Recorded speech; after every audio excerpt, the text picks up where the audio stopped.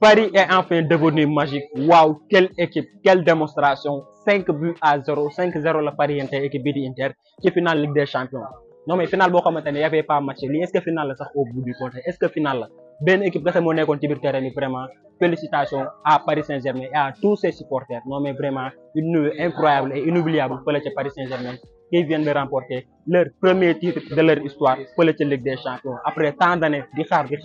Coupe bi mujj na dikk tey jii nii fële ca Paris Saint-Germain. Non mais une équipe tellement forte dirigée par Luis Enrique. Non mais vraiment y a rien à dire. Mais Paris Saint-Germain tey kenn rek la ñu war a remercier muy kii di Désiré Doué. Non mais exceptionnel doon na tey jii nii joueur bi gën a nekk xale bu dugal def passe décisive ci finale Ligue des Champions. Joueur bi gën a nekk xale à seulement 19 ans doon na tey jii nii premier jour bi gën a nekk xale bi ko def fële ca Ligue des Champions final maanaam. Non mais une nuit incroyable pour kii di Désiré Doué man damaa jàpp ne instant yii li mu def ba léegi nii xamagu ko ba léegi nii maanaam ba léegi nii il ne réalise pas ce qu'il a fait daa nar a dem ba toog seen gàlle doo ko xalaat moom lu mu def nu mu garaawee. Non mais vraiment incroyable tey jii nii bu ñu ñëwee match y'avait pas match. Non mais lii xaw ma final la woon xaw ma match de gala la woon mais tey Inter ils m'ont déçu vu lu ñu wane demi-finale contre équipe bi di Barça vraiment ils m'ont déçu. xaw ma ndax ñoom ñoo aayul woon wala Paris Saint-Germain moo nekkoon équipe bu garaaw par rapport ak ñoom mais vraiment tey jii nii y'avait pas match. 5 buts à 0 félicitations au Paris Saint-Germain à tous ses supporters vraiment ndax lii nii il le mérite loo xamante ne dañ ko doon xaar depuis ay at enfin coupe bi dikk na fële ca Paris Saint-Germain. L'émotion de Désiré Doué après match bi après un match exceptionnel stratosphérique grandiose historique de sa part xooleen ko fii nii après bu match bi jeexee te li ci gën a grave mooy jàpp naa ne man moom ni mu def tey jii nii li mu def match bi doublé plus passe décisive du xam nu mu grawee genre yi nii ngay pare féete ko ak say supporters wala ak say coéquipiers nga dem ba nelaw ba yeewu suba doog a xalaat yow li nga def nu mu grawee maanaam te looloo ko nar a dal vraiment ndax soirée bi mu def tey jii nii match bi mu def c'est juste exceptionnel doon na tey jii nii joueur bi gën a nekk xale di dugal def passe décisive ci finale Ligue des Champions à seulement 19 ans. xool leen ko fii nii gars yi tey moom mën naa ne moo jox Paris ndam di gars vraiment moom moo plié match bi à la 12e minute. Passe décisive pour kii di Achraf Hakimi ñu dugal mayante célébration Spiderman bi man la déedéet du man yow la affaire yooyu noonu nga ñëw 20e minute comme ni ko gisee fii nii mu dugal deuxième but bi à la 63e minute ñu ñëw deuxième mi-temps mu ñëw dugal troisième but bi. Non mais un match exceptionnel de la part de Désiré Doué.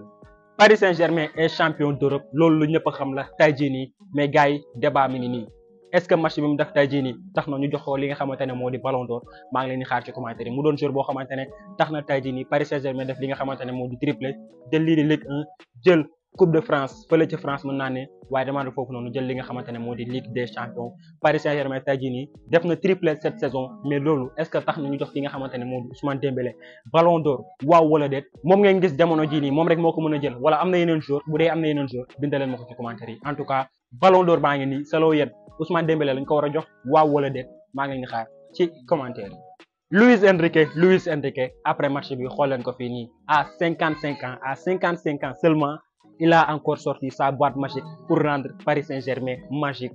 Non mais gars yi un tacticien un technicien bi nga xamante ne dundal na football tey jii nii vraiment ndax Paris mën naa ne moo neexal match bi vraiment bu match bi neexee ci ñenn ñi rek Paris Saint-Germain moo ko neexal mais pas Inter gars vraiment te kii di Luis Enrique li gën a grave ci mbiram mooy bañ qualifié finale Ligue des Champions kaddu yi la jot a génne maanaam 2015 dañ koy fàttaliku catalan yi ba mu leen di jox li nga xamante ne moo di finale Ligue des Champions 2015 contre équipe bi di Juventus su ma juumul avant seen finale tey bi newoon na daa bëgg a dundaat loolu ak doomam bi ngeen di gis ni vraiment te loolu c'est en effet dund na ko tey jii ni mu lan yëkkati na trophée fële ci Ligue des Champions jox tey jii ni équipe bi di Paris Saint-Germain pour la première fois de leur histoire leur premier trophée de Ligue des Champions. Non mais incroyable historique l'histoire retiendra que 2025 la Paris Saint-Germain jotee yëkkati li nga xamante ne moo di Ligue des Champions. Mais gars yi may leen ma ay kër yu bëri pour kii Luis Enrique. Non mais vraiment gandine saison la def tey jii ni fële ci Paris Saint-Germain.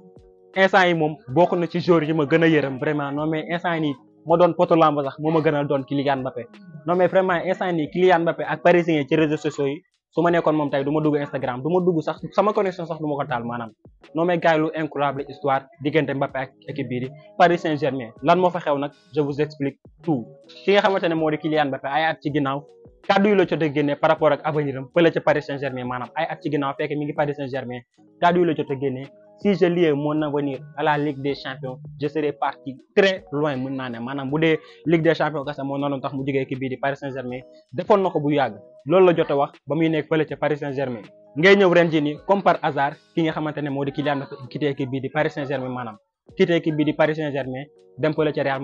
Madrid toog quart de finale la toogee yemaatuñ foofu noonu équipe bi di Paris bi nga xamante ne Kylian Mbappé nekkoon na fa ay at jëlul lii di Ligue des Champions comme par hasard bi ñu quitté équipe bi di Paris Saint-Germain jël li nga xamante ne moo di Ligue des Champions Paris Saint-Germain sur le toit de l'Europe. léegi sama gars yi benn question rek laa am solo yéen Paris Saint-Germain Kylian Mbappé moo ko terewoon jël lii di Ligue des Champions waaw wala déet maa ngi leen di xaar ci commentaire yi en tout cas selon vous Kylian Mbappé était-il le problème du PSG pour li nga xamante ne moo di Ligue des Champions je vous attends dans les commentaires bu doon final boo xamante ne neex la defoon loolu la nekkoon vidéo bi gars ma leen xaar ci commentaire yi nga xam ne seen xalaat par rapport ak match bi tey noonu lañ ko gisee bind leen ma ko ci commentaire yi ñu waxtaanee ci en tout cas Paris Saint-Germain félicitations vraiment ils l'ont mérité après des années d'attente jël nañ li nga xamante ne moo di Ligue des Champions pour la première fois de leur histoire bul fàtte pouce bleu bu fekkee vidéo bi neex na la abonné wul bu dee dafa ko wala bu la neexee sa nga activé cloche de notification bi ngir bañ a rater sama benn vidéo gars yi jaa ngeen jëf am leen jaam